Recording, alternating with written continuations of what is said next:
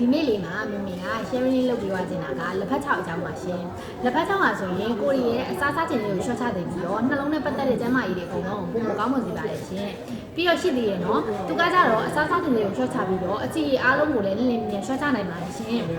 ပြီးတော့စီးကြိုသွေးကြိုကိုလည်းထိမိတဲ့အပြင်ကိုကျန်းမာရေးကိုပုံကောင်းမွန်စေရပေါ့နော်အဲဒီအတွက်ကြောင့်မို့လို့ရှေ့လူကြီးတွေကလက်ဖက်ရည်နဲ့လက်ဖက်ချောက်နဲ့ပတ်သက်ပြီးတော့ရင်းနှီးချမ်းလေးတွေတောက်ကြတယ်အဲ့လိုလေးပေါ့နော်အဲ့လိုလေးတွေကကျန်းမာရေးတော့ပုံမကောင်းမွန်စေပါတယ်ရှင်အဲ့ဟာကိုမင်းရဲ့ဝမ်းကပြောချင်လေးမှာထည့်ပေးထားတဲ့အတွက်ကိုဝမ်းကကျန်လေးမှာဂျင်းစမုံနဲ့ပွေးကရွယ်ငရုတ်ကောင်းစီဒီလက်ဖက်ချောင်းနှစ်ချို့ပြားရည်အဲ့လိုအစုံထည့်ပေးထားဖြစ်တဲ့အတွက်ကိုအစီပိုတွေကိုလင်းမြန်ရှော့ချပြီးတော့ဥရှင်းနေပါတယ်ရှင်ဥလန်းကြောင့်မှရှိတဲ့ပြဿနာအားလုံးကိုလည်းတစ်ခါလေးနဲ့ရှင်းပြနိုင်ပါတယ်ရှင်အဲ့ဒီကြောင့်မို့လို့မစားသေးတဲ့လူတွေအတွက်စမ်းစားကြည့်မှုကိုမင်းငါတိုက်တွန်းနေနော်တကယ်စမ်းစားကြည့်ပါရှင်ပေးကြတဲ့တစ်ခုပြောနိုင်တာကတော့လူ100မှာ95ယောက်နဲ့တည့်တဲ့အတွက်ကိုတပူးကောင်တာနဲ့တိတာရဲချက်ကိုရပါတယ်ရှင်တချို့လူလေးက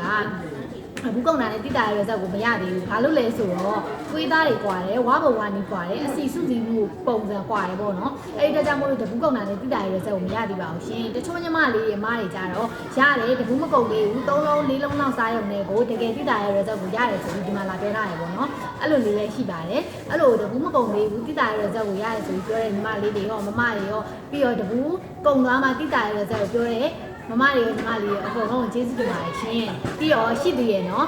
ပြီးတော့များနေပြီးတော့ရှိသေးရဲ့နော်